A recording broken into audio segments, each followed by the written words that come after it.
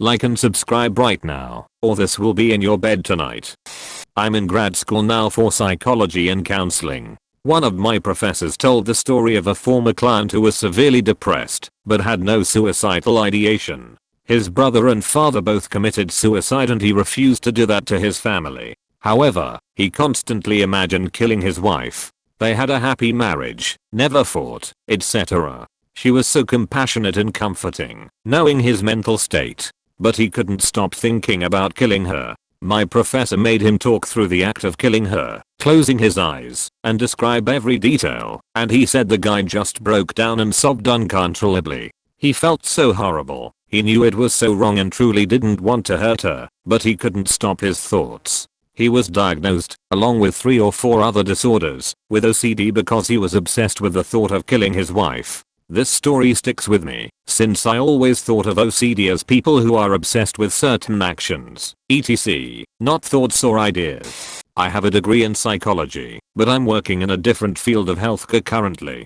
I think the most disturbing that a professor ever told me about was a patient who she believed actually did have dissociative identity disorder, aka multiple personality disorder. The woman was from a war-torn country and had been raped and tortured as a sex slave for years before being rescued and brought to America. Most of the time she was totally normal, but situations that reminded her of her home country or caused great stress sent her into the other personalities. One was an aggressive soldier, one was a terrified child, and one was a hypersexual young woman. She had landed herself in jail due to both the aggressive soldier, in which she was convinced she was a man, and the hypersexual woman, in which she attempted to prostitute herself. I believe my professor was writing a case study on her. She had a service dog that was trained to alert her family if she was getting stressed or anxious so they could make sure she was somewhere safe, home or hospital, if she dissociated. Not a psychologist, but I worked in a group home for boys once. The staff recommended I hold off reading their files for a few weeks, so I could get to know them first. When I did read one boy's file, I regretted it right away. He had been given up at birth because his mom was an alcoholic and drug addict. He had FASD, passed around a few foster homes until he settled at one around 5 years old, but the husband was sexually abusing him. Cass let him stay with the wife after she kicked the husband out, but when she found the boy having sex with the dog she called Cass, and he was sent to the group home. Psych tech here, and it has to be the few child fetish people I have met. They typically lead normal lives and have a compulsion that can't be stopped, and when they get caught, they enter a state of pure self-destruction. It's the worst depression and suicidal ideation I've ever seen. We have to keep them in seclusion with absolutely nothing, not even a cloth gown, or they will attempt. I'm a psych tech too. I have seen cases of autistic children and adults who have been molested. The behaviors they perform are horrifying. Recently an adult with profound autism is admitted. He sticks his fingers and objects up his anus, refuses to wear any clothes, lies in sexually provocative positions. Nothing worse than that. My Crim J professor told my class about when he was working with a pedophile. He asked the guy why he preyed on children instead of sexually mature women. The pedophile responded with, "Why don't you have sex with men?" "Because I'm not attracted to them." Exactly.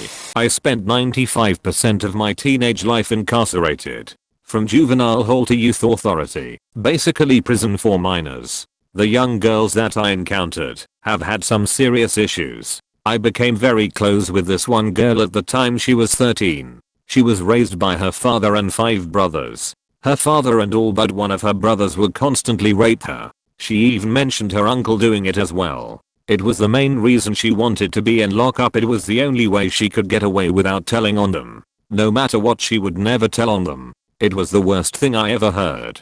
She never told anyone but me. We both just cried for a while as we confided in each other our darkest secrets. I worked for a residential treatment place for teens. They were committed to us against their will for a minimum of 6 months. Most had stories you wouldn't believe. The worst was a 13-year-old girl. She was very sweet, but also very uneducated. She had never been to school. Her mother left, I think, when she was very small. The dad beat her and her brother regularly. She was also having sex with her brother. She got pregnant. The dad took the infant at birth out into the woods and killed it, then brought back a bucket of the blood and made her bathe in it. Her uncle was also molesting her. When the dad found out about it, he killed the uncle and himself in front of her. There are probably some other details I'm forgetting because it was a long time ago. That poor girl now bounces from institution to institution. My professor told our class a story about a young girl who was sexually and physically abused by several members of her family, father, brother, uncle. This happened several years ago, and at the time my country didn't have an efficient system for dealing with such cases. My professor couldn't move her to a safe house. He was only able to teach her how to protect herself as much as possible. Several months later, she killed herself. This probably won't get read, but here's mine. I'm a case manager in a prison, and one of my sickest offenders I have had to work with was not all there mentally. He sexually molested his own 2 daughters. The oldest from when she was 6 until she hit 12 and had her first period. The second from when she was 3 until he was caught. He would rape them vaginally and anally, and if they tensed up he would beat them. He went as far as to build a rape room out of shag carpet to soundproof it. The mom knew what was happening and didn't say anything until he beat her so bad the neighbors called the cops. According to the report, she walked in on him with the youngest while forcing the oldest to watch. When I interviewed him about it, he justified it by saying they were his property. He also told me how his daughter seduced him and had flirted with him since they were infants. After the assessment I sat in the bathroom and tried to find my soul. I'm not qualified yet, that takes a doctorate, but one of our case studies in college about a woman with a dependent personality disorder was pretty bad. She had been a patient of our professor and he featured her in his clinical psychology book, without names or location, obviously. Her husband was sexually abusing her daughter, but she just didn't want to leave him. It's difficult to comprehend how you'd priorities have to be there. I work as a group therapist in a safety net inpatient hospital wing. There are literally thousands of stories I could tell, but in the interest of confidentiality I will just share one my professor told me about her client back when I was in grad school. This guy was volunteering in a seedy part of town, and as he was going to drop off some donation items he got targeted for a gang initiation. Several large men jumped him, stole his car and all his donation items, and then anally raped him. I used to work for a children's youth group. There was a little girl there who was so sweet, but was missing most of her fingers on her right hand and her thumb was mangled. When I found out what her story was, I was horrified. Mom had checked out early on, major drug addict, and kids were left with dad who was a borderline alcoholic with a bad temper. Well, one day, when she was out with her dad, she was 3 at the time, she started throwing a temper tantrum over something. Dad got angrier and angrier, and when they got to the car, Dad grabbed the girl by the arm and proceeded to smash her hand between the car and the car door. Cops were called obviously. Girl went into foster care for a bit. Dad spent only 3 months in jail and had to attend anger management / parenting classes.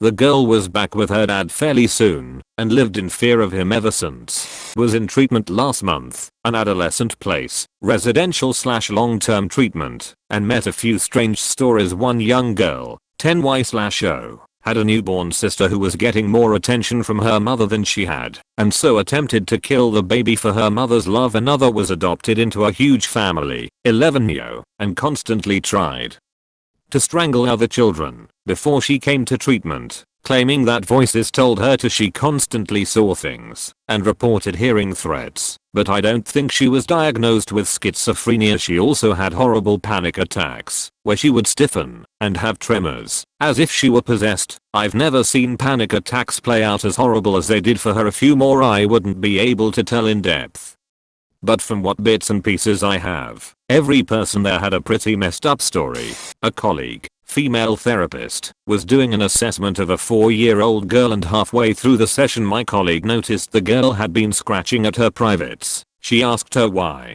The little girl proceeded to say it itches and hurt from the pen. More clarifying questions later, the girl exposed her pubis mound showing a semi-fresh tattoo. Needless to say, police were called. Mom's boyfriend arrested girl in foster care. Summation: horrible parents got a real tattoo on their 4-year-old daughter's pubis mound. Don't know who did the tattoo, assuming it was the boyfriend of the mother. I used to work as a counselor for adolescents who were required to attend therapy by the court. One that stands out was a boy who had issues with his mother as far as her paying more attention to her dogs than to him, among other things. One day they found out the son had sex with one of the dogs and it later died. He was an interesting kid, but the entire family dynamic was pretty creepy. I once had a child client who had recently been removed from his home. As is fairly common, when a child has just been removed, he was very protective of his mom and said she was the best mom ever. It turned out his mother was a prostitute who went out at night to work, and he would follow her and hide in the bushes to make sure when she was okay. And when she occasionally worked at home, some of the Johns would babysit him. A schizophrenic patient, not mine, who was about 16 years old. He'd been having delusions and hallucinations. He thought that every time he masturbated his semen would travel backwards and into his spine, which would allow the devil to control him and make him harm those he loved. As far as I'm aware, he only harmed himself, but for obvious reasons he was placed in a ward. Would have to be a 14-year-old on probation. He had violated for failing a random UA for meth use. The kicker was that he got the meth from his mom. They had been using it together. She showed up to one of his court hearings high on meth. The most disturbing thing was that she put on a front of being a caring parent and would talk at length about how she wanted to help him straighten out his life. Lady was a complete psychopath.